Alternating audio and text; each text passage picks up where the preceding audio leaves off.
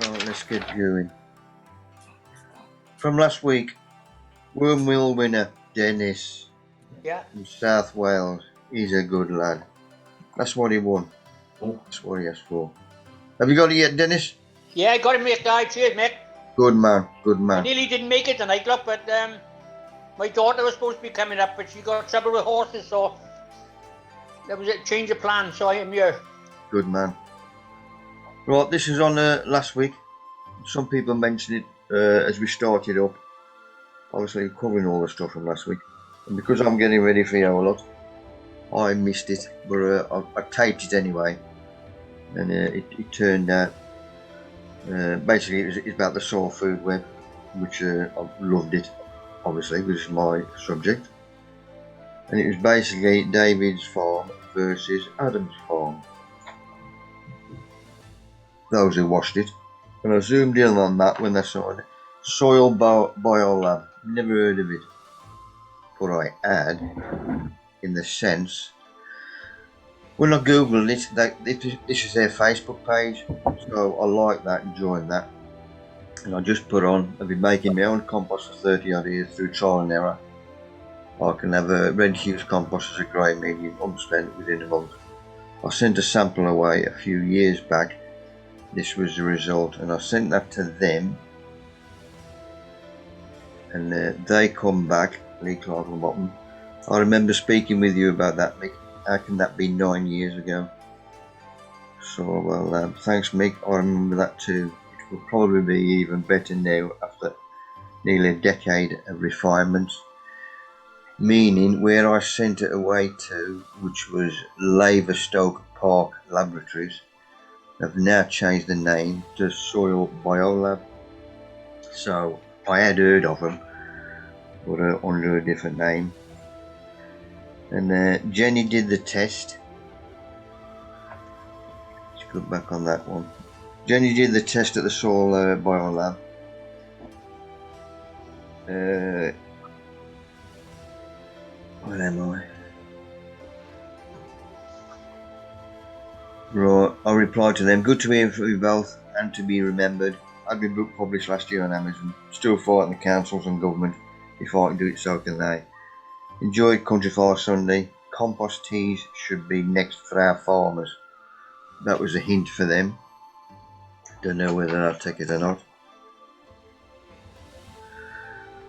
Why, where am I?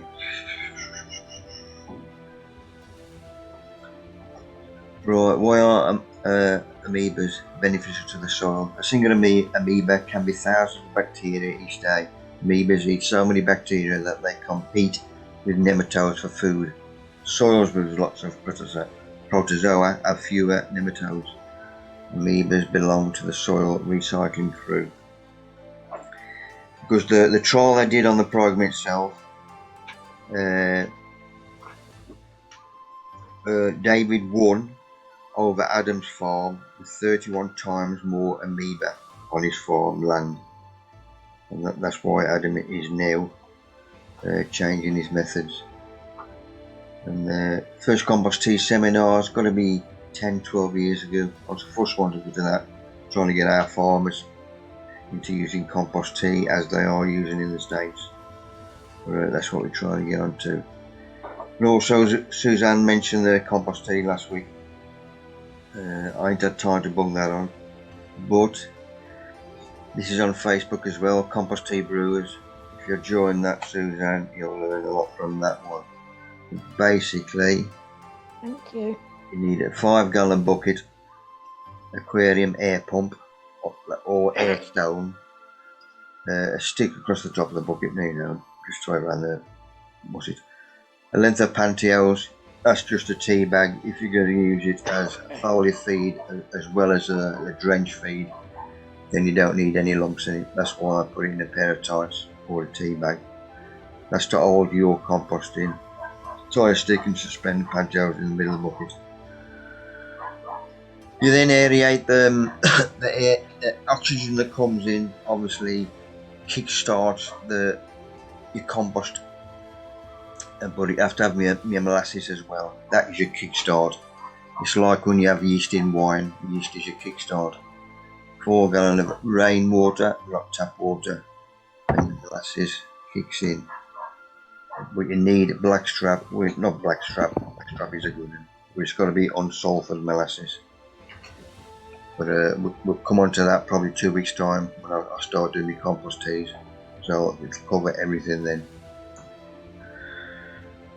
Right, John Murphy, he sent me these from last week as well. He saw the Zoom on YouTube and he sent me this lot, so I'll try and go through it as best as I can, meaning I don't really understand all of it. The strength and nutrient is electrical conductivity, which I mentioned last week, EC. The type is NPK. Professional soils use EC and pH ratio. BioBis from Dutch. This is an all mixed potting soil, 50 litre bag. Recommended use for indoor and outdoor potting plants, all kinds of flowers, herb trees, lawns. Peat moss, sphagnum peat, perlite, premix. And it's got your added fertilisers in as well.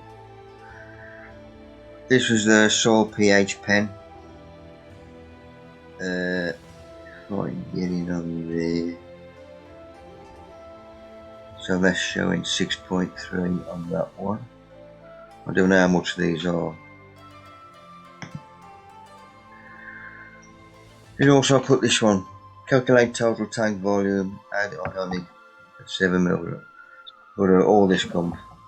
I ain't got the brain power to work all this out or do it. But this is what most of the big boys do. And John does this himself. He talk us through it, but he ain't got the internet yet. We're still trying to sort that out. But if anybody is into it, that's what he uses. I use pH meter and nutrient 1. So I use a weak solution for young plants, then stronger each couple of weeks through the season. 0.5, then 1, then 1.5, then 2, final pot. If you use nutrients only with hydroponic medium, like clay pebbles or rock wool, etc. And this is a photo he sent me today. And that's using no compost at all. So that block, whatever it is, that's floating in water, or on the top of something with water just holding it upright. So that's interesting as well. No compost, and you'll see the plant's doing well enough, nice and sturdy. Probably get a bit more about ruching with this. I know, Rosie. We'll get a bit more on that next week when I get in touch with them again. So cheers for that, John. Good man. Right, with a decent weather, which we've had last week or something, everything was outside. Stay there, Rosie. Good girl. Because we've had the last couple of days, it's been pretty naff with the frost on the night. So it's gone back indoors on a night. This is my first dahlia cutting that I've ever taken. So I'll just put ruching on my lap. So I've got green fingers on that one. That's one of yours, Scott. But not too many green fingers because the rest of them I've took. They don't look very well. But at least I've got one. Plus I've still got the tuber. So we get in there. And I have about the same success rate, mate. Yeah, take me. Good man. So that's the position it is at the moment, and there it is with the door on. So this lot out here, obviously cold end of the greenhouse, and then my fruit trees which are in the pots, they've been bought on a night because of the frost. Right, my Glady Cormlets, these were put out a couple of weeks ago. These are okay outside. Or when they do dry, because we ain't had rain for that. It's surprising how long since we had the last drop of rain. So when they are dry, then they'll have a good wear to it. Right, me and the hound. going for walks. Luckily, if you remember my one of my Bougainvilleas, I mentioned a while back I was going to bonsai it. Ray, you've got to mark me out of 10 out of this. Looking into it, equal parts peat, fir, bark, and vermiculite. So fir tree, when I take the hound, nicked a bit of bark off it, all that back on, plus a couple of firs which we've got there. Sent for another pot, bonsai pot and tray. Right, that's part one of that one. Suzanne, you ready to talk through your lot? Yep, ready. Austin, all Right. yours. That's just a little picture of my pond. It's just in a pot. I used to have a great big huge pond when we moved here that was like 10 foot by 12 foot or something like that, but we got rid of that for my greenhouse, and this is my little pond. That's what I'm stuck with now, but I'm going to move it right into the middle of my plants and hope that frogs get in there. So that's my what they're wild, what are they called? Wild. I've forgotten the name of them. What are they called? Wild hyacinths. Grape So hyacinths. the grape hyacinths. That's it. Grape hyacinths. They're like wild hyacinths, aren't they? Mascara. Oh, mascara. Oh, is that what it's called? Yeah, I never knew what it was called. But I put them in I had loads and loads of them a couple of years ago. So I just shoved them in a huge pot, and that's them. They look beautiful. All right, next one.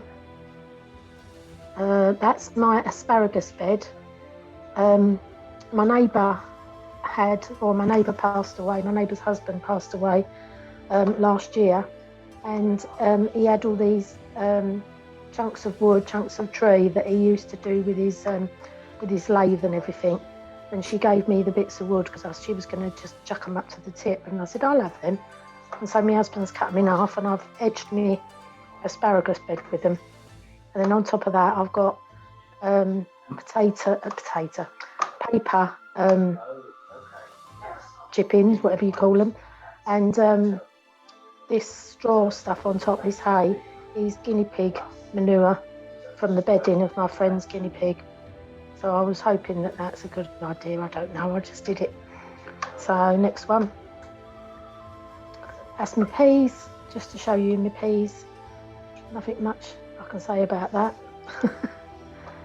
This is, I don't know if you remember, I did a talk, was it last year, about the rainwater harvester. This is an extension to the drain bit where you open it up and get to the water, and we didn't need it, it came with it. So I'm actually, it doesn't look straight, but it is straight. I'm going to do long carrots in that. So good with the seeds that you gave us, Mick, and have a go at that and see what happens. Really? So that's what I'm going to do them in. This is a picture of what my tunnel used to be like. I'm taking the net off there because it's a scaffold net and it's got big holes in it. And the butterflies still managed to lay eggs in there, and the slugs were getting in as well. So that's me taking the net off. And then the next one, hopefully, is I've moved the tunnel back towards the fence because it was just a wasted bit of land. So I thought I'll move it back, and I've shortened it as well because I'm only going to have Brussels sprouts in there this year. So that's that. Next one. That is my, I've just pulled that up today actually. That is my purple sprouting broccoli. But I only had one, believe it or not. But it took like a whole year. They take a long time, didn't they? Yeah. And I've finally been picking purple sprouting broccoli off that. It's gorgeous. But I've moved it out today because I need to put some odd potatoes that I've got in that bit of ground. So next one. Right, that's just to show you my bamboo. Which, who was it? Was it Nick that was interested in them? No, it wasn't Nick. It was who was it? Messaged me. I can't remember to give the names of them. There was somebody messaged me from here. I can't. Oh, Jeffrey. That was it. I think it was Jeffrey. Yeah, we used to have them over the side of the wall, and we wanted them to be screening for the whole garden. But then we decided he wanted to screen me veg plot, so you can't see it from the house, back of the house. So we put them there, and they make quite a nice screening. So next one. That's, you can't really see this picture, but that is a cocktail kiwi. Laura, can you tell Dad that I'm doing the thing? Yeah. It's a cocktail kiwi. So you get little kiwis that are like the size of grapes. So that started to sprout. That's really good. I'm hoping they come out really well this year. Next one. That's one of my peppers. Is that peppers? No, that's tomatoes. I can't see the label. That's let's put my glasses. That's acron, isn't it? Yeah, I can't see it. I've got the screen too far away. Yeah, that's my tomatoes all coming up. I'm not going to be able to have all of them. I've got about 12 there. I'm not going to be able to use all them. They're coming on well. That's one of the peppers. I can't remember which one off the top of my head. I've got about 5 or 6 different lots of peppers, so I'll probably give some of them away. And then the next one, it should be another pepper. Yeah, that's called Mira. So that one before was called Oda then, ODA, purple pepper, and a sweet pepper. And this one's called Mira. So, but they're looking quite healthy. Are they looking healthy, Paul? Yeah, look fine. Yeah, jolly Look good. fine. Because you're the expert. I'm not. All until always have an expert. Yeah. Right, next one. That's my Brussels sprouts. All the little pots up there. That's what 1, 2, 3, 4, 5 Brussels sprout plants. They're not really growing much, but I've potted them up, and I'm hoping they're going to start taking off again soon. When would I put them in the ground? These Brussels sprouts. Anybody? I think they'll stay in those pots for another three or 4 weeks at least. Really? Yeah. Yeah. Okay. You'll be looking late May, June Late at the May. earliest. Right. Okay. So when is like after the last frost? You've got to be properly established. Yeah, you want your plants quite well established before you put them in Right. the ground, and Okay. also net them as well. Yeah. This is just to show that I bought 2 of these things that were recommended, and I've got some loads of seedlings in them coming up. Next one, and that's a hotbed as well. That is heated.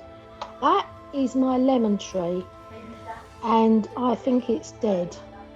It was alive last year, and the year before, and the year before that, but for some reason, it was wrapped up in the greenhouse. And for some reason, my husband brought it in from the greenhouse and brought it indoors in the hope that it would sort of like help it, because all the leaves curled.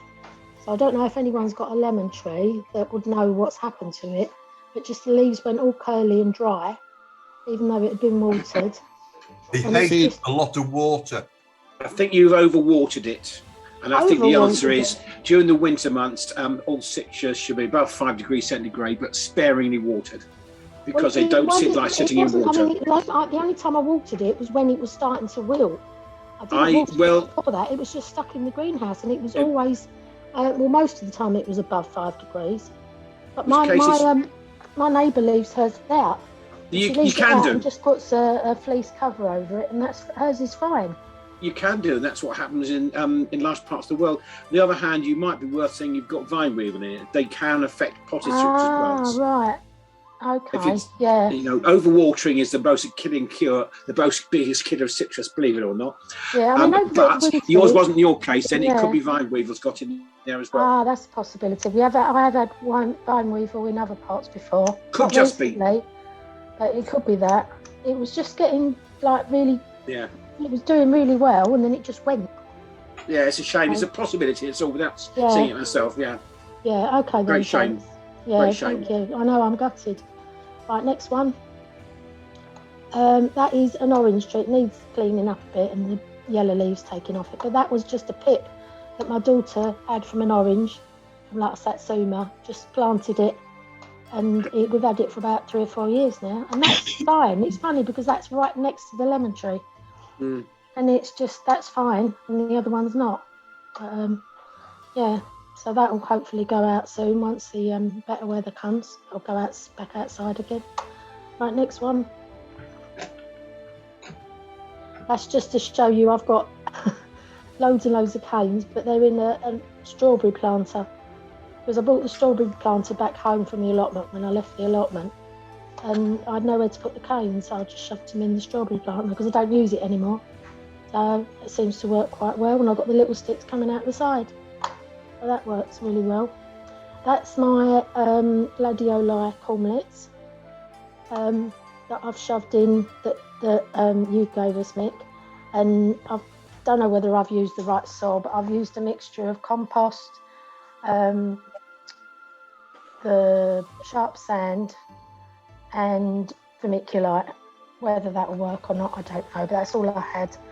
So, and then on top I've just got some orange peel because the neighbouring cat dug up one of them. So I put some orange peel on top of it. So that's what the orange bits are. So that should be interesting because I've never done them before. This was just to show that I had on my Christmas tree, on the bottom of the picture, is actually my Christmas tree. I shredded it all, and the actual tree, the trunk itself, is underneath them grass clippings. I thought, why not give the nature something to play around with? So I've shoved the trunk of the tree at the back by the fence and just left it there for nature to live in and enjoy. Good. Yeah, this is my blueberries. They're coming along nicely. They're starting to sprout, so that's good. Next one. This is one of my strawberry planters. It's a trough that my husband made, and I actually had the strawberries. I only had about half a dozen strawberries in it, and they were all in the middle. And I thought, when you go to strawberry farms, you see them all around the edges. So I've literally moved them all around the edge so that they can hopefully hang across the side, and I've lifted them up. And then I put flowers for pollination in the middle. So, and then in the pot to the left at the top, that is, I think, what was that? Garlic, I think. Yeah. That was the garlic cormlets. Are they called cormlets? The little bits you get on garlic. Garlic cloves. Oh no, they're not the cloves, but you get the little bits. I could never germinate them. Yeah, I thought I'd try. I cut them. I Yeah. read that if you cut them a little bit, so I chopped a little bit at the side, and I'm going to try. I'll try anything once. Yeah. So that's that one. That is one of my acers. I've got a red one and a green one. That's the red one. I think what they're called. Is it something purpureum? Something Acer purpureum. And then the other one is next. It's Acer purpureum dissectum. Oh right, yeah. I knew it's something purpureum, but then that's the green one. They're starting to, I suppose, because we've had that nice weather. The leaves are coming out pretty quick. So that's looking good. Next one. That's my onions. I've got about 4, 5, 6 rows of onions, I think. I just overdid it again, as always. And there's a row of what they call germ or shallots in there as well. And then on the left is the leeks that I did last year, but I did them quite late. So I did them too late, but they're coming along really, really well. I think to be honest, some of them are ready for picking now. So, and I've just bought some pipe to go around them because the little bits of pipe that I had, they've literally burst out of them. So I've bought some new lagging pipe stuff to put around. So next one. Right, this is to show, you can see the leeks on the right hand side going up, because that was where my tunnel was, so they were just on the outside of the tunnel. And then the odd ones that are sort of dotted about, they were elephant garlic from last year, and I left them too long. Some of them I picked, some of them I just left too long, and the leaves had died off, and I didn't know where they were. And I tried to dig around and find them, and I couldn't find them. And they've come up this year, and they're looking really strong. So that's why I've got random leeks everywhere. Not leeks, sorry, garlic. Random garlic plants. This is my new little rockery that I've done in front of the. What did I Sorry. Oh, this is the rockery that I've done in front of the garage. It was a little bed, but I've made it wider because we had all these rocks that we had nothing to do with, and I thought I'll put them on a little bed, make it look nice. So I'm quite pleased with that. It looks quite good. So next one. You'll know what that is, Nick. Alphameria. Yep. Yeah, I bought that. Was it last year, year before? And it's coming up really, really lovely. I think that's going to be huge this year. I do like it. You got me into them. Damn nice. They are lovely. Next one. That's just another plant. I can't even remember what it's called. I just bought them recently because I've got a bit of bed that I've got to try and fill up. It has got a label on it, but I can't remember what it was. Cineraria. That was it. Yeah, so I just wanted a bit of colour. I've got just a bit at the side. Nice colour. That I need to fit. It is a lovely colour, isn't it? So next one. That is and I can't remember. Euphorbia. That's it, Euphorbia.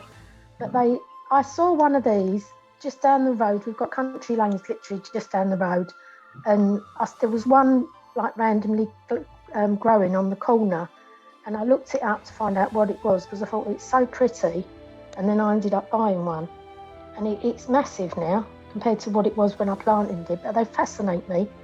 They absolutely fascinate me with the leaves coming out. They're all spiky and I think they're beautiful. So that's that one. Next one. That is a not passion fruit. Oh my God. I should have written all these names down. I can't remember what it is, but it's a climbing plant anyway. It's an odd pot that I had, so I put a climbing plant in there. Can't remember what it's called. But next one. That's me raspberries coming through. Some of them are they're autumn raspberries, so they should come from the bottom, as far as I know. But some of them are coming from the top because they were put new in last autumn. But some of them are coming from the bottom, and some are coming from the top. That's a bit odd. Next one. What's that to show? Oh, that's just to show what grass we've got left. My husband wanted some grass left for the lawn, just to have a lawn, some sort of a lawn. So that's the only bit of grass that's left in the garden. So that's it. I've taken over the rest with veg. So next one. He'll give in one of these years. He won't. And this is just something I saw on another group the other day, and I thought it might be of interest to people.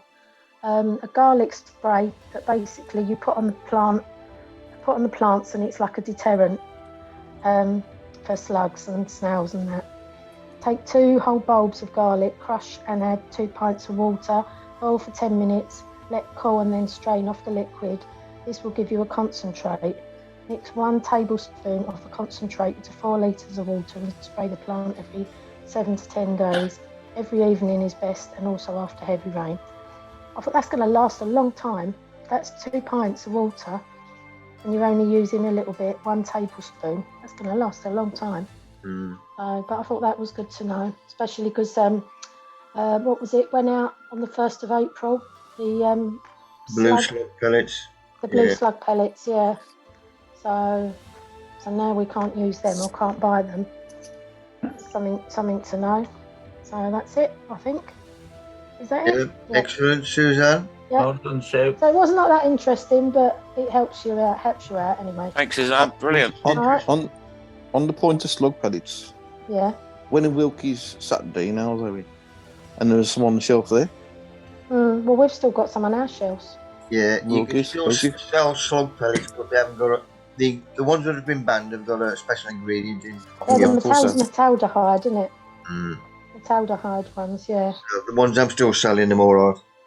Yeah, that's all. No, we've still got metaldehyde ones in our shop. So, but I think a lot of people don't really know. I didn't know until I saw it on one of the groups. So, retailers should know. That's me for a couple of months. Next time we see you, we'll want that lawn dug up. Yeah. Cheers for that, Suzanne. Oh, it won't be. I'm telling you that now, it won't be. Yeah, we'll do the film. Right, and taking her for a walk. What's coming through? Nettles. Yes, I've started taking them up. Put them in a poo bag. Empty bag. Right, second watering for me exhibition shallots and the pickling shallots top of the garden in my raised bed. They've had a nice little feed. These are canazine from Sue. As you can see, they've started spurting. Just had a quick nose at the roots and they're coming from the side as well. But them are doing well.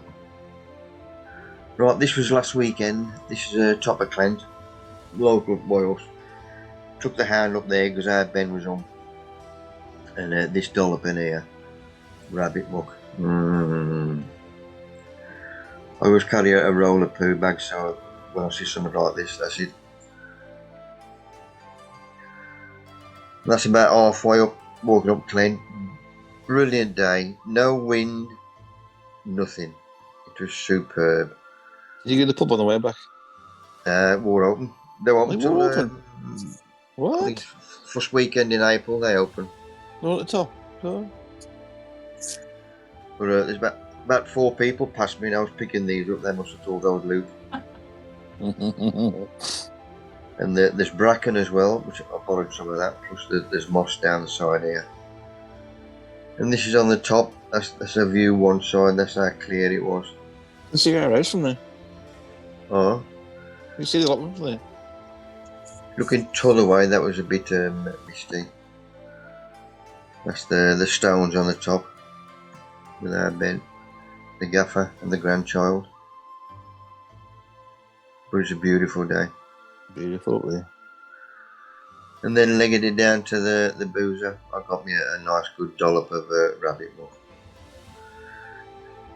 Here's the hound, bless her cotton socks. Right, a few photos from Dave, just to update on his blanch lease. That's the position they're in now. Nice white blanch, nice and straight, green. Tops on them, doing well. And obviously that's with the new collars on, just to keep that blanch nice and white. And his pot leeks down the side, and his onions, them are looking well as well. Nice and straight. The pipes you got round that collar, where'd you get something that thin? B&Q, places like that. Because I went B&Q the other day, I got a pickup thing. I ordered it online and picked it up, and I've got the lagging, but it's really thick on the outside. I couldn't see anything that thin. Screw fix. But what would that be lagging for? Pipe lagging. Just pipe lagging. Yeah. Because the ones I've got are really thick, so you've got the hole in the middle, and they're Comes just in really different thick. thicknesses. Right, okay. So you Yeah. can get stuff. That's what I was looking for, but I couldn't see it anywhere. Yeah. Yeah, if you go to a plum centre, you get them there more than anywhere else. Right, okay. B&Q only do up to about 22 mil. Yeah, well, I got 28 mil. I managed to Yeah. get 28 mil. But The they're plum just- centre, I had some the other day and it's 70 mil. Oh wow, yeah. Yeah. It's just that they're quite thin on the around it, aren't they? And mine are quite thick around the edge. So I thought they're going to take up a hell of a lot of room once I've got all them on. So I'll have a look. Suzanne, you can use Builder's damp proofing. That's what I use. I don't use that. So Builder's damp proofing, it comes in a reel. You buy it from any builders, what they put down on the ground before they put bricks up, and you just cut that. You just cut that to size. Just put that round, yeah. Yeah. I just thought it'd be easier having lagging because it all sort of meet at the other side. If you get, I mean, I don't have to put tape on it then, because the ones that I had were like almost triangular. I don't know. We just had them; they were in the bin. Just And I buy thought, some "What Velcro. I can use them for." Use Velcro strips. Yeah, I suppose so. Yeah, but I think I need to try and get something that thin rather than what I've got. Oh, so them onions looking well as well. And there's his, I forgot the name of the chaps. Well, that's a structure. Auriculus. Excellent. That's a structure he bunged on last week. So That's an auricular theatre he's got. that's it. That's the word. Good job you haven't switched on, Andy. And he said this and all. Hornets kill fears, deadly Asian hornets, summer elves that's going to job us. Set to sweep into the UK this summer. Does that mean we're having a summer? Recent warm weather is bringing them out of the hibernation early. Striped. I think that's said that wrong. They're supposed to be buggers, eh? The striped bugger's bigger than native wasps. Nick, you don't mind me asking, but what newspaper is that? I don't know. Am I right? We are, as a beekeeper, Mick, we are worried about Asian hornets, and the government is planning to keep them out, but they will affect beekeepers because they do attack bees. In other parts of the world, they're actually killing off many honeybees, so they're real concerned, Asian hornets. Yeah. They're wild on all the channel lines at the present time. We're fighting them to keep them out of this country. Them big buggers. In the south, aren't they? Because I'm a beekeeper and I keep an eye on them. But We all keep an eye on them, Ray. Yeah, it's a bit of a concern, isn't it? But, you know, Will they're they have probably vi- there, but we don't know yet. Will they have visas to come in? Sadly, not. yeah, COVID tests. they're very proud. Aren't they? Thank you for that then, Dave. Right, down the skip again. Get me some more droppings. Right, we've had a two good frosts. It was mentioned last week because I took me lagging off my carpet round. And I had a quick perv after a frost. And I saw activity. And this is in my wormery as well. And there's activity there. Plus springtails, which is a good sign. If you got them, you know you got good brew. So them working alright. Right, part 2 on me bonsai. I've got to smash these pine bark up. Basically it's for aeration. So my 3 mixes, which are there. That's a good brew. Gonna be in a minute.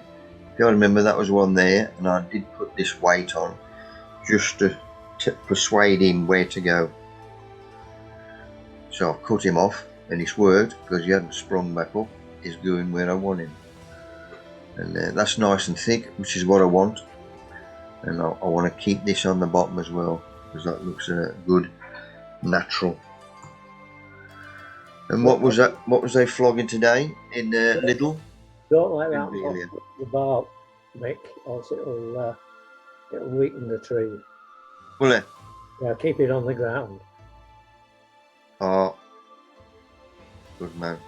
And we used pink cat litter to add to the compost.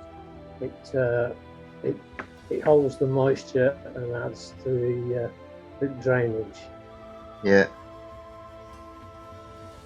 Thank you, sir. So Bougainvilleas, I was flogging the same damn Lidl this morning. Exactly the same colour pots. So they do it every year. There's also flogging them Lilies. They're calla lilies. Correct. Right, my little chap, get him out of the pot. These are out the kitchen. Cocktail forks are small ones. Just gonna do is scrape away crap. Obviously, he's got to fit in there. I used to use wire mesh, but I've searched high and low and I ain't got none. So I just bummed a bit of tissue over the hole. But I'm just scraping away so he can fit in there. I ain't fur off now. Just take a bit off the bottom. Slice them off. That's about how I want him, because I don't want him smack in the middle. I want him over this side. So that is going across there, if that makes sense. Put a bit of gum in the bottom, put him upright, and then I start padding around the outside. And I'm pushing it in the sides and the back with a plastic label. All done. That'll do me. Give him a good watering. Also, I'm starting off my second lot of runner beans. 3 in a plastic drinking cup. Multi-purpose compost mixed with Mykolias. Give them a good soaking as well. And he had a good soaking over here. I've just put him over there to make sure he's finished dripping before I bung him on his tray. Then he dried out, and I've managed to keep that lot on as well, which hopefully it should look after him, make him look a bit better. And he's bunged on the side of the end of the greenhouse. Filling up now. Right, let's get out of this. Worm wheel.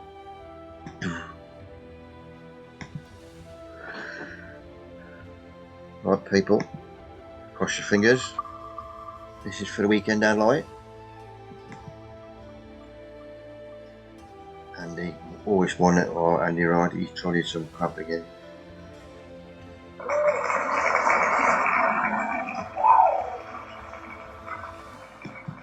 Andy, you cool dude. Scott is going to give us an input. Oh yeah. Just a few. All right, just a Good few man. quick ones. All yours, Scott, mate. Yeah, this was a few weeks ago. I've had a lot on my plate, and sort of chilies have been neglected a little bit, so they're sort of growing a bit too leggy. So when I put them on, that's I don't normally like to put them on before that, but anyway, so that was just a picture of the length of it, and then I just buried it deep as I could into the pot on the next one, I think, Mick. Yeah, so I buried it as deep as I can. Yeah. Put it up, and they've been doing fine. So yeah, next one. That was after a week of potting on. They look great.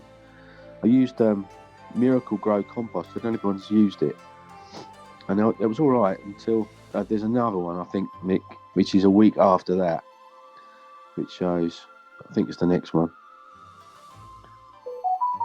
That's another week on. And they look great, don't they? I was really pleased. But I've just started to check on them today. I've been moving some out to the greenhouse, and they've become so lush, and the leaves are huge. And I don't know if it's the compost. They seem quite weak, like I've got a fan in there, but it's normally sturdies them up. But yeah, I don't know what I'm going to have to. So I haven't really had a lot of time to spend on them. But, so I don't know if anyone's used Miracle Grow compost before. Whether it's I've had it before in hydroponics where they get too lush. But yeah, I mean they look healthy, don't they? But yeah, I'm sure they are. But the leaves are getting huge now. I've never had leaves so big, so I don't know why that is. So, but anyway, they're doing all right. So, and then a couple of weeks ago, when it was really sunny, I put my spuds in at the allotment. So one of my raised beds. So I use a bulb plant. I used to dig a trench, but I don't bother with that now. So I dig that down. Then a bit of horse manure, well rotted, and then the potato, and then a bit of horse manure on the top, and then cover them over. But I have covered them over with the black again because I knew it was going to get cold. So I think they'll be all right. I think it was a bit early, but I had the time to do it. So sometimes you got, haven't you? Yeah. Yeah. So that's. So I just took a few photos when I was doing it. So I know there's another one, is there? And then, that's my onions. They're overwintering Senchu Japanese onions. I've just given a bit of bloodfish and bone today, actually, and watered them in. They look like I could do with something, but they started off all right. So hopefully they'll be okay. That was in the garden. Lovely butterfly. I had to get a picture of that. That's on the abutilon down the bottom of the garden, which is still in flower. Bloody hell, yeah. Mine's just coming back in again. Is it? Yeah. We love ours. It's great. You've got to be sheltered down there, then. Yeah. It's right against the fence, so yeah. And it catches the sun most days. Brilliant. Yeah. And then I think I said just one more. Oh yeah, that's me. I went to do I took my sprouts out and was doing a bit of top dressing on one of my beds, and opened the compost bin, and there you go. There's all the worms. Nice. It's lovely. I had a robin on the lookout. He kept flying down and pinching a few. Yeah. So yeah, I think that was it, wasn't it, Mick? Yeah, that was it. Yeah. Just a few quick ones. Lovely. Cheers, Scott. All right, mate. And Scott. Anybody got any questions for Scott? Your peppers look great, mate. Nice dark green leaves, tiny. Scott, Yeah. Scott, when your peppers get leggy, do you pinch the tops out with? Yeah, can do. Yeah, I do sometimes. Yeah. Yeah. Pinch the tops to out and push start them up. pushing out. Yeah, push them out a little bit. Yeah. But When do you do that? What sort of time do you do that? Can you do that now, or is it too early yet to pinch the tops I'd out? say now. Oh, really? Yeah, if you want them, because otherwise you'll run out of time. Yeah. So if you've got sort of three or four, if you've got 3 branches as such, pinch out the top, and then they'll bush out. You get plenty of time for them to grow on. Right. So I did it a bit late last year. I want to do it a bit earlier. Is it Notice I've got a couple that are probably 12, for 15 inches, and they have branched out automatically. But I'm tempted to take the tip out anyway and let the branches. And following your advice, I think I'll do that in the morning. Yeah. And get them more compact. Yeah. Scott, what size pots do you put your chilies in? Is that a big pot you've put it in there? Or? No, it's I don't know what you call them. They're not much bigger than drinking cups, but they're square, and so they're, I don't know what they are, 3 or 4 inches, I suppose. But I'll get square ones because they all fit, not sort of close to each other in the propagator. That's all. But you grow them in a big pot in. Oh yeah, they'll be in those pots until I plant them out for good. Which will be sort of end of May. Okay. Yeah. Thank you. Right. He'll keep us up to date, sir. Will do. He's a good lad. Cheers, Scott, mate. Oh, mate. Right, running bean layout. This is how we left it last time. Got my new longer, deeper trays in. Then we had I'll put my brackets up first because someone's got to hold up my canes. There we go. This one had a nice few days of sun. Right, we had a new tumble dryer come, and the packing that was round it, the 4 Boston bits of wood, I thought I'd throwing them away. So got a bit of room in my garage, as you see, so that's where I put them. And them are coming perfect. Because these aren't level, them are going to go onto this side to make them level. So the next thing I'm going to do, because they are nice and dry, I'm going to cover them in black tape completely. And the grandchild's left me with it. Right, that's done it. All completely covered. Meaning the rain ain't going to get in. Nothing. Exactly the same as my raised beds on the allotment. That's how I looked after the timber down there. Completely covered while it's dry. Right, you can see the slope I've got on there. Them I've done now. And 3 of them perfect length. Hung them underneath. You know, just make it out there. That's brought them up level. Then I thought I'm going to wall up this wall as well white. Bit of reflection of sunlight because we do have the sun on this. From about half 2 to about 6:30. And then that's all I've done that side. I thought, right, sorry, I've got some paint left, so I'm going to wall up the side of the shed as well. So I've done that. I've also done that post down the end on my side of that. I'll put the wires up there through them holes, which is perfect. Then I've lifted the end panel because I've got in there to put a stake at the back when I'm going to put an 8-foot cane in, and that's going to be nice and secure. So I'll do my bowling, and there's a hook on there, nice and thickened. That's still good solid framework, so that's hooked over there. This is my main wire, or my line going across, and then that's obviously tied to the canes, and then to the 8-foot cane, which is the last one, which is just coming up there. You can see it at the back of the end. So I've got my 6 canes in, and next thing I'm going to do is cover this lot. Andy from Chester, are you ready, sir? Yes, I am, Mick. Right, the wife likes, she likes snake's head for tilraries. That just happens to be one that's in the garden, and the little tete next to them, the daffs. Okay, next slide, Mick. That's 26 years old now. We bought it when my daughter was born. That's a Magnolia Soulangii. Yeah, every year what we do, I mean, the 20th of April's the birthday. It used to be flowering all the time on the 20th of April, but now it's come earlier and earlier as the seasons got warmer. That's the bay tree on the left, little lollipop. It wants clipping again. Okay, next one, Mick. I've got a twisted hazel, corkscrew hazel. That's just some of the catkins that's on it. Just a bit of a close-up of it. Nice. Okay, next one, Mick. Right, the Alstroemelia in the background, the irises ahead of that, and then you got Lily of the Valley just at the very front. As I say, I find that the Alstroemelias take over. They're a bit of a thug. That's just one little bit of what I've got.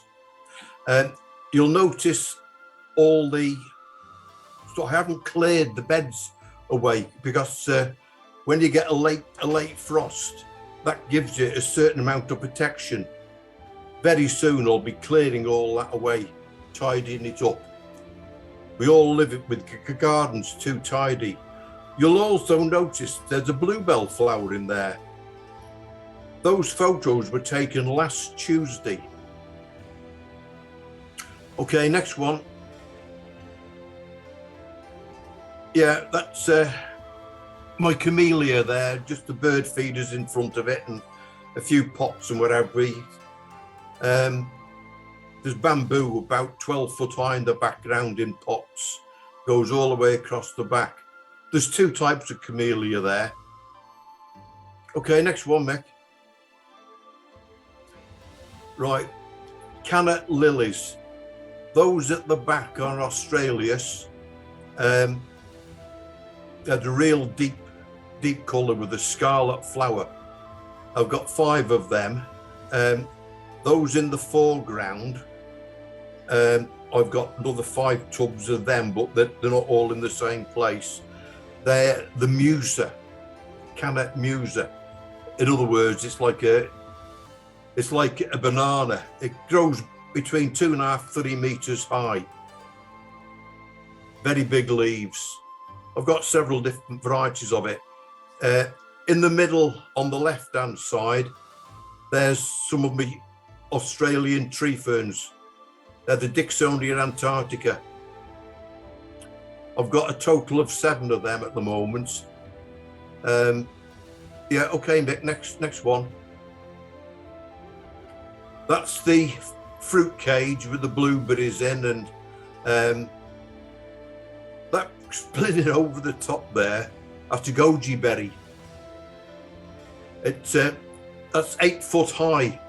The fruit cage is, and it's gone straight through the top and hanging down and been touching the path. I don't think it's meant to get that big. Okay, next one. Oh, rabbit cage there on the right hand side as well. That's one of my rabbits. That's one of the camellia flowers. Okay, next one. There we are again, the camellia again. And you'll see that another camellia, a donation that is. It's a very common one. It's very popular. The slide before, the bottom right-hand corner, that's it, the box. The mother-in-law bought me one, and they got over 50 meters of box edging from that. Just that one plant. Yeah, okay, Mick, next. And again, that's it. Right, that's the top of my fish tank. Yeah, you know what they are, don't you? Dahlia tubers. Dahlias, yeah, in that tray at the back. But what I do, that's the under heating for them underneath. You just take them off. They grow like anything. a mixture of perlite and general compost. Okay, next one. They're the tree ferns in the greenhouse, and you can see the colour of the cannas. I really like them. Really dark colour. It's lovely. Nice. Okay, next one, Mick. That's just some of Mykolias Cuttings. Can't go wrong with them. I'll take more since then. You'll notice behind there's the Greek stuff there in rooting in water. That's how I root that. I've got a hydroponic system, and I'll put a neoprene collar round and stick that in the system, holds it there, and it's just grows like a weed. Just go to a supermarket, buy the stuff, take cuttings, stick it in a bit of water, and you'll find that most things will root. You've got an option then. You can either bung them in soil or stick them in a hydroponic unit. What was that again, Andy, there? Greek stuff. It's the Greek herb. Basil? That's the one, the basil. I've got the other basil, the common basil. That rooted a little bit quicker. That's the more finer leaf on the Greek one. A slightly different taste. But all what you do is you go along to your supermarket and you buy a little pack of it, and just take some cuttings. Only took 8, bunged them in a bit of water, and 8 root. With those coleus, I haven't lost a single coleus yet with the cuttings. I bought a collection of 5, and there's 1, 2, 3, 4. Yeah, there's 5. There's 5 there. This dark one on the left-hand side, I haven't got many of that. I found that harder to, the rest of it grows like weeds. I'm going to plant that outside of my daughter's place. Have that as ground cover from June on. Okay, next one, Mick. Oh, that's the Canna Australis again. As I say, it's lovely dark foliage, then that scarlet flower on the top. It grows to 1 metre, 1.2 metres high, something like that. In the bottom of each one of those, I've got my compost, and I just split the tuber up, put it in there, and then just put some compost around it. Okay, next one, Mick. Yeah, chilies. They're the sweet chilies in the background. Sweet peppers, sweet peppers. Yeah. Okay, Mick. All those are on the top of the fish tank, so it really grows nicely. That's one of my orchids flower in there. As I say, I've got a collection of orchids, and what people do what a lot of people can do to cut down on the little insects is do what I've done underneath. I've got all those are insectivorous plants. I've got 6 of them there in pots. No, I've got 7. Sorry. Yeah. Okay. Next one. There's some of my other coleus that I took as cuttings earlier on. That's just all. This is in the conservatory. You'll see the Spanish moss hanging in the background. That's around about 1 metre in length, just hanging from wires from the ceiling. Okay, next one, Mick. That is the blossom outside there, the stone fruit. Dense and superb. Damson, that is. Yeah, okay, next one, Mick.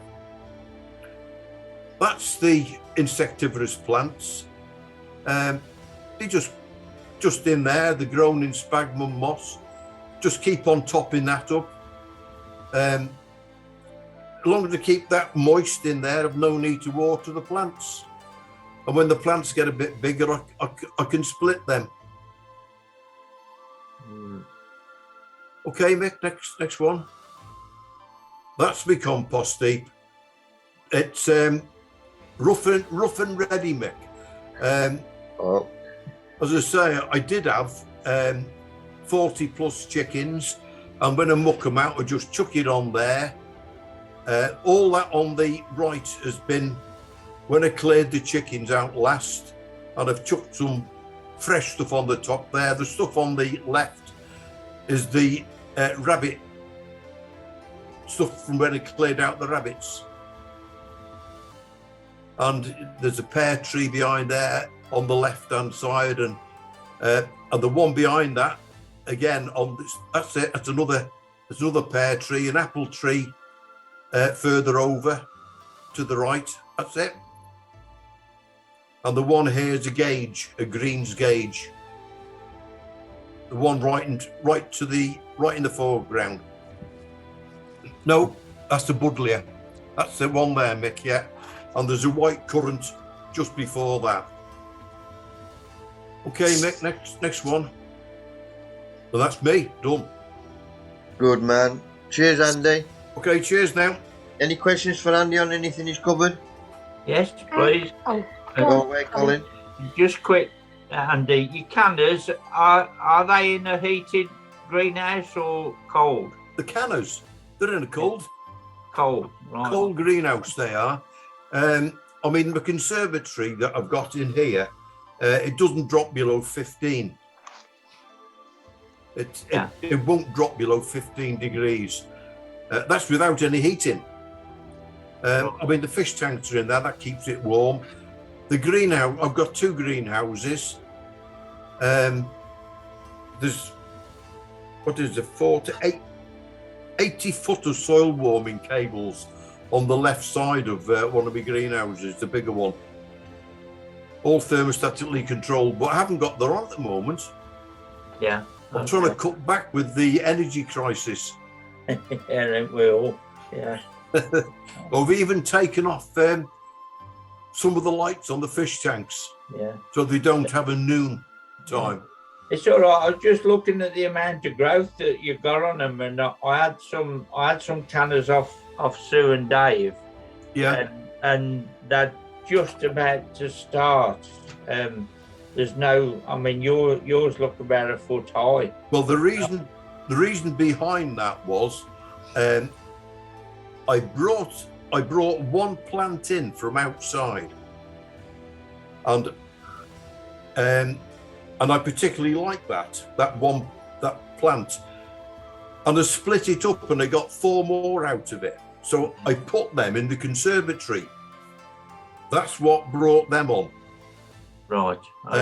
In the meanwhile, because I only had one plant, in January, I bought another one when I bought my seed potatoes at the end of January. We have an orchid festival about the 24th, 25th that I go to every year. And that's where I buy my seed potatoes and whatever. You know, I just thought I'll have another one because I like it. But because I split the other one up, I've got 5 of them now. Yeah. Okay. That's what happens, isn't it? Keep on giving it away. Mine are just like mix where Colin, those are just coming now. I think they're just coming on. I think we're a bit behind, Andy. We're in a cold greenhouse. Yeah, we're in a cold greenhouse. I think yours have had a little bit of extra warmth, Andy, to be honest.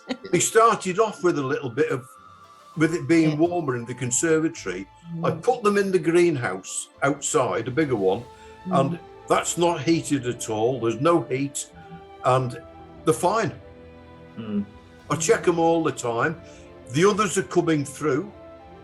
The Canna Muses are coming through. I've got Brilliant.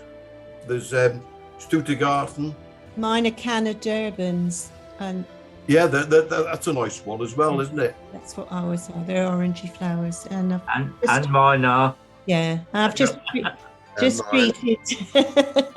I've just treated myself to 2 different sorts, and I can't think what they're called either. So I'll see what those are like. I mean, all those that I have these pots, and they're probably 18 inches across, something like that.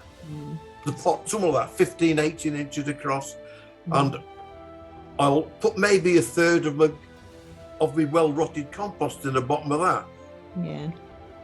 So when they get the roots down into that, they're away. My problem is I've got all this muck and I've got to use it. I've got 6 bags for my daughter.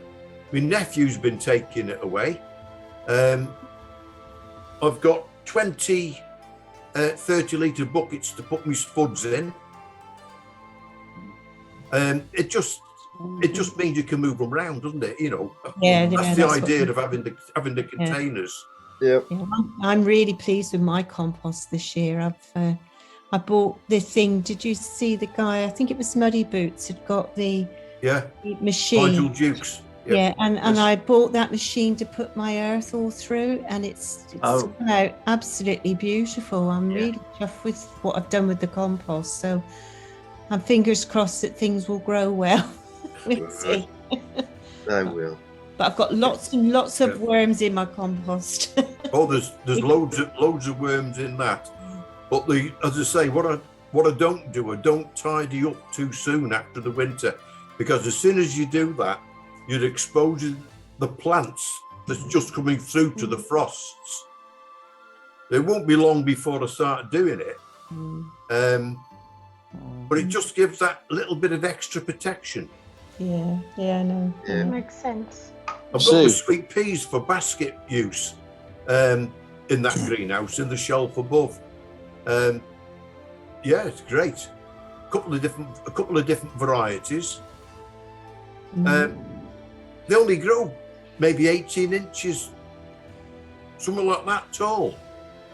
Whereas the Spencer ones will grow 2 meters plus. You have to layer them when they get near the top of the canes, and then they grow up again. I've had them 15, 16 foot long after they've been layered. Suzanne, did you have a question? Yeah, just quickly, you know the coleus you had, cuttings. When did you take them cuttings? Were they like end of last year? No. Oh, they was this. So you've overwintered the coleus. I took some this week.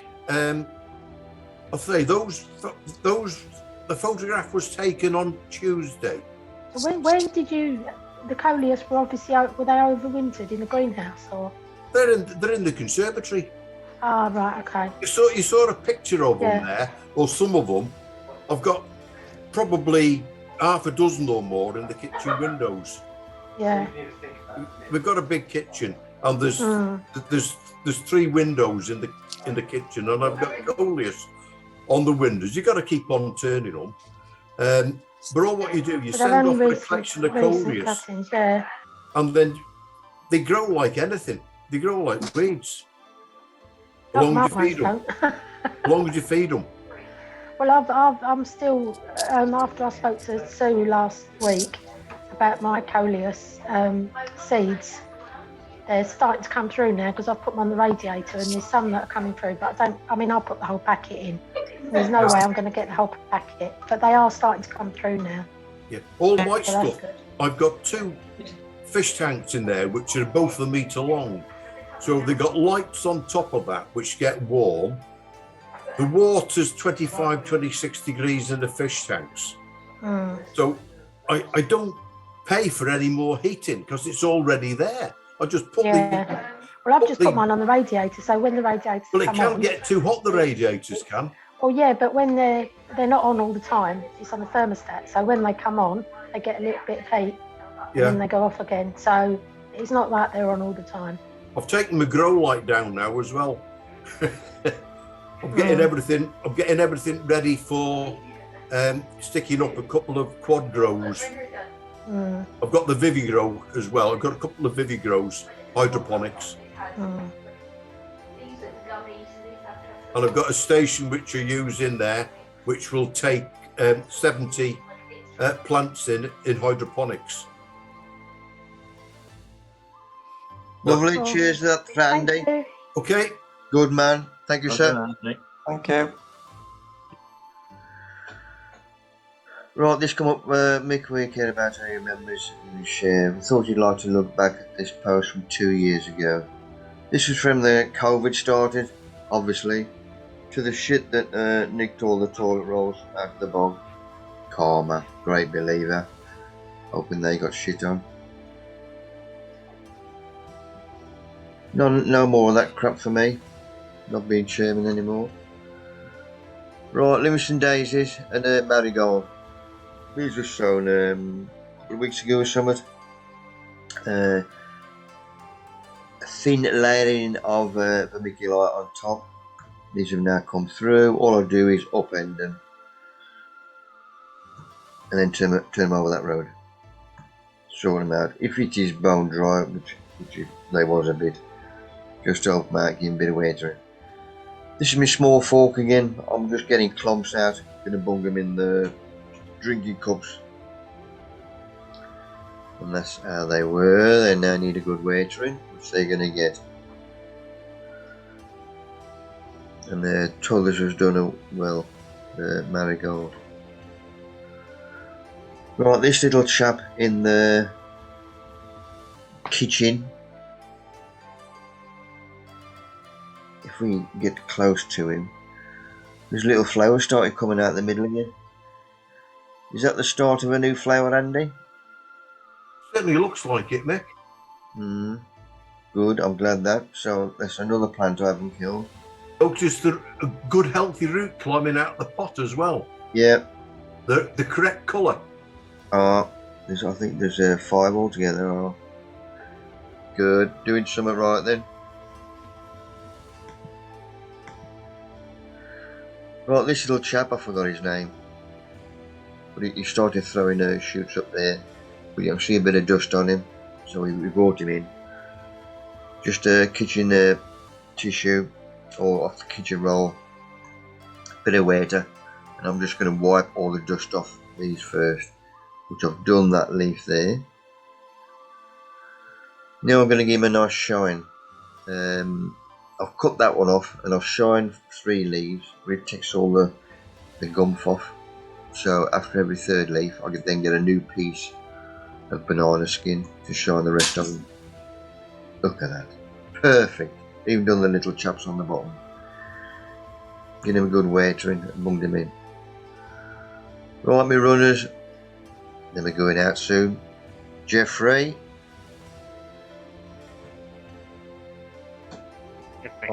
Are you with us, Jeffrey? I'm here. He's a good lad. All yours, mate. This is just to test the types of soil. On the right hand side, they're all cauliflowers. I put in root trainers. The rest of them have gone outside in the garden on the plot, and I had a few spare. So I said 3 types of compost. Let's try. So on the right hand side, the one with the cane in, is the 100% peat one that I showed last week. Yep. The one in the middle is with my own compost, and the one on the left is topsoil from the allotment. So I bunged them in, and I gave them water, and they each get 1 pint of water. 2 times 1 pint of water every week. So at 2 different dates in the week. Spread them and we'll see what happens. Yeah, Mike? Good man. Trialing, excellent. This is same trial, but the giant cabbage I got from Andy Hines? Keith Hind. Keith Hind. They're his cabbages, so I grew them on from seed, and one in the orange pot is ordinary compost, potting compost, and everything you see in green pots this year is going to be in my own compost. So I don't think there's a lot of difference at the moment. Yeah, Mike? Same again, own compost in green tubs, compost 100% peat on the right hand side in the black pots. There's big onions. Then same again. This should be big beetroot I got from Mick. So we'll see how they go. I've got one in the tunnel already. Its place where it should be, in a big pot of compost. Yeah, Mick.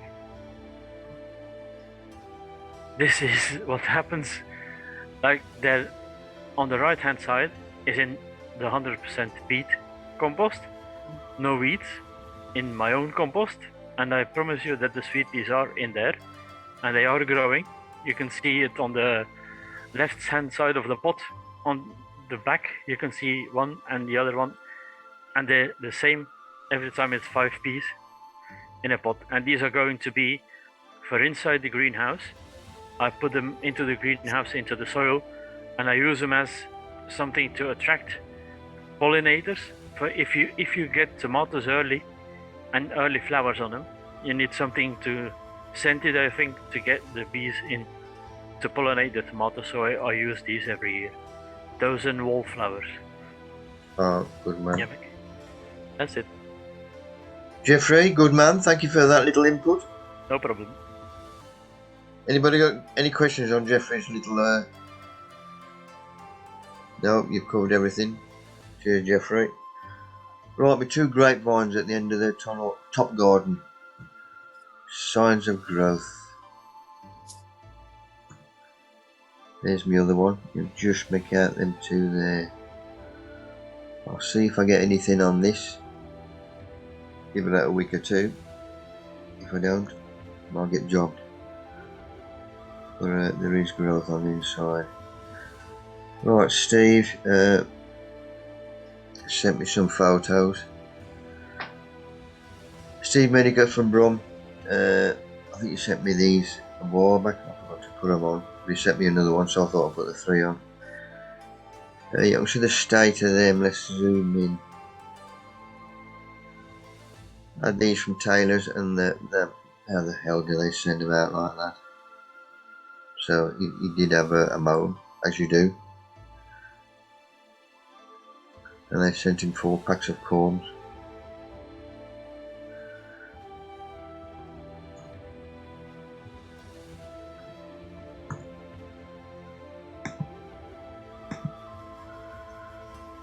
What was this one, Steve? You did tell me. Red Robin.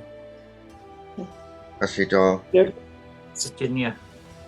A robin. If you zoom in, there's actually a robin in the red robin. There he is.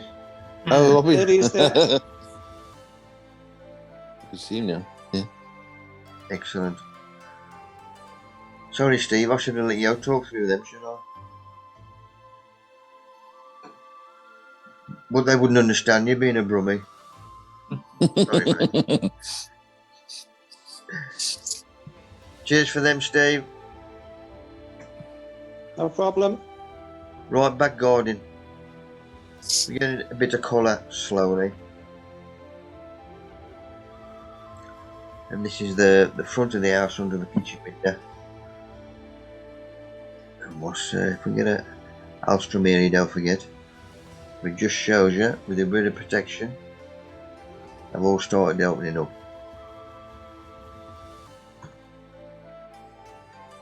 And the azalea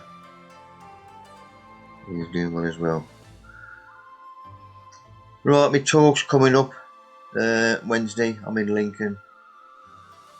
Friday, I'm in Wolves. Sunday, I'm down Chelmsford. There's no Zoom next week because I should be down there talking. This is an afternoon talk. Coming down south, Mick. Bloody hell. Whereabouts? Well, Chelmsford. Oh, it's Essex. I mean, it's East Country. You're still coming down from your way, aren't you? Down this way a bit. Mm. You'll notice it's a lot warmer down here. I know. You pay your bloody rates, don't you, down there? That'll be good. So that's afternoon talk down there. I think it's 2 o'clock kick-off. It's 2 hours 40 to get there. Then obviously I do my talk and I've got to come back again. So it's going to be too much hassle for a Zoom. But Scott and Suzanne, hopefully, Zoomers, they should be there. Yeah, I'll be there. I'm not sure yet. Not sure yet because of COVID, because it's so high at the minute. Plus, I've got it at the minute. I've got a mate who watches my YouTube channel. He's come down as well. Then the Tuesday after I'm Burntwood, and then the day after that Wednesday. Who's gone down with it, Mick? It was Scott. Yeah, I've got it. Scott said he's got it. Oh. Tested positive today. Me and the wife. Blimey.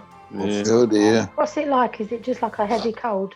Yeah, it's just like cold. Yeah, it's all right. Light cold with mine. I've had 3 times now. Really? Have you been jabbed, Scott? Did you have the I have, jabs? yeah. I've had all 3 jabs, yeah. Yeah. Yeah, so has my wife. So Just because yeah, we're all right. I was shielding all that time, I don't want to then go and catch it. It's so difficult, isn't it? There's a lot of it about at the minute. Yeah, I know. It's rife, isn't it? Yeah. Yeah.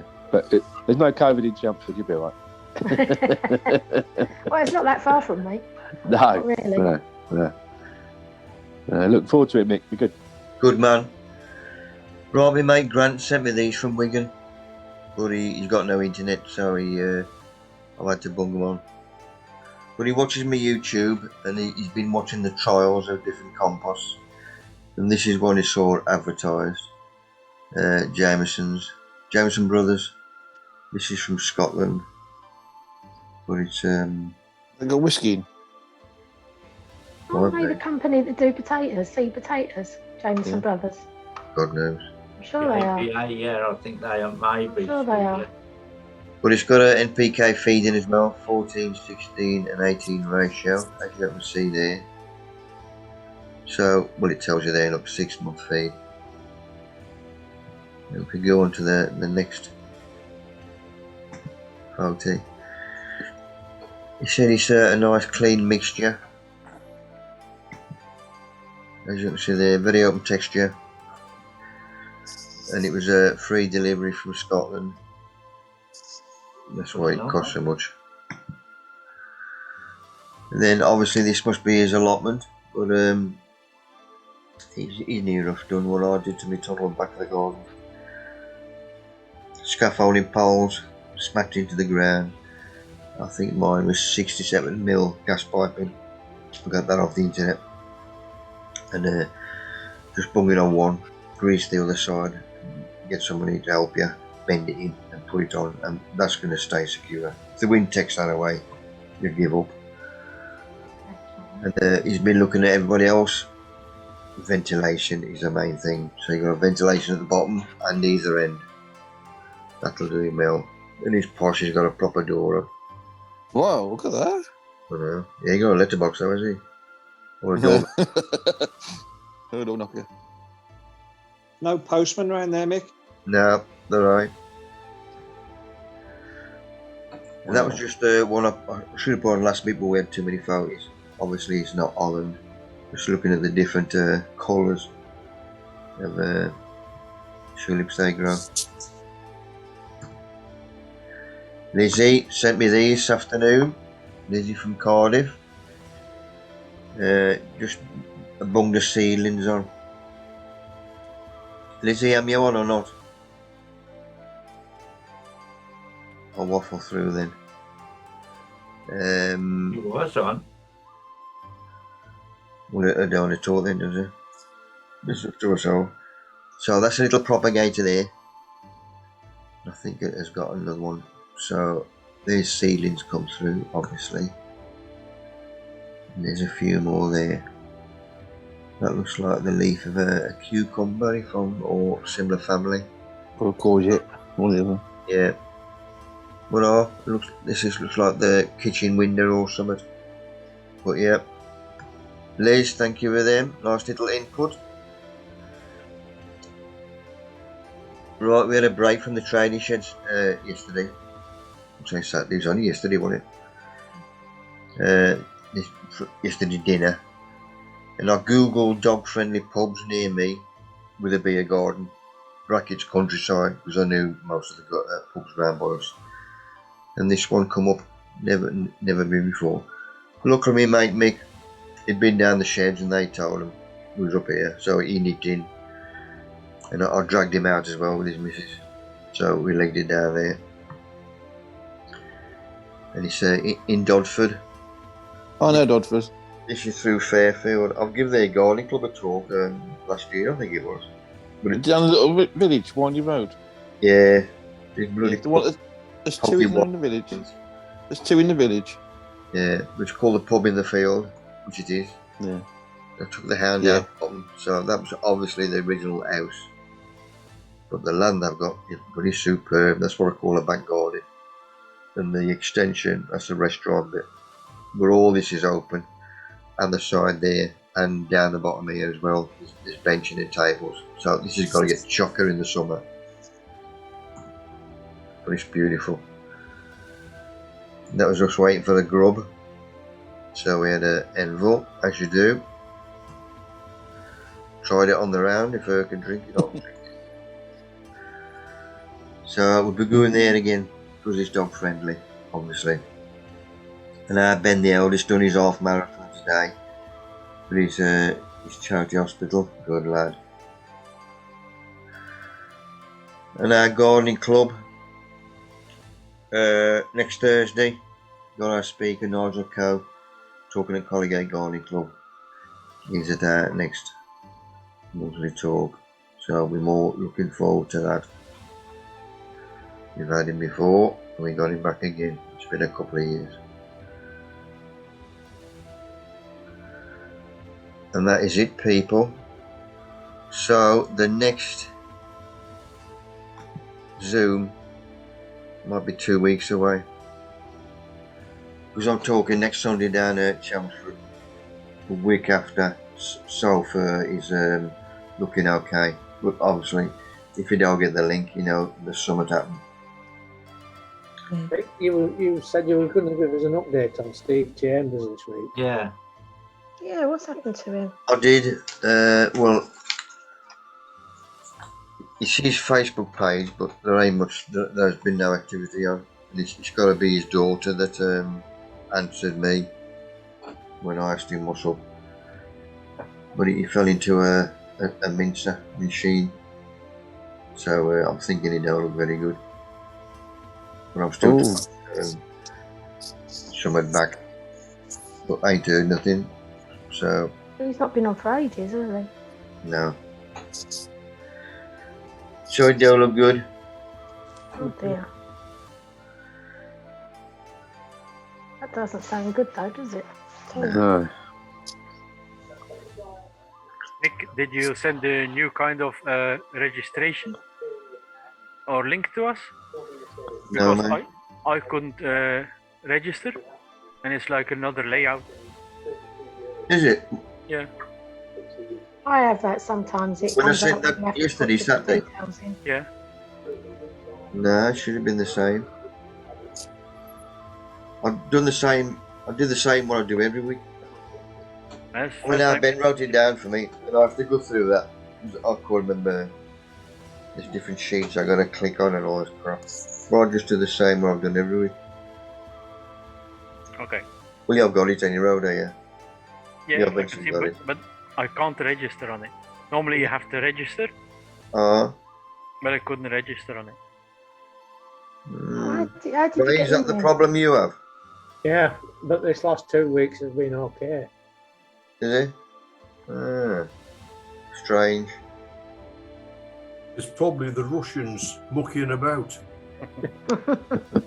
They've wanna all get in got this Chinese. talk. Yeah. Cheers, Mick. Yeah. Thanks a lot, Mick. Cheers, Dennis. Cheers. Thank you, Nick. Thank you, everybody. Right, so take care. Bye. Be good, Mick. See you Enjoy later. your trip down south, Mick. Bye. Yeah. Oh, See you next week, Later. Mick. Oh, Mick.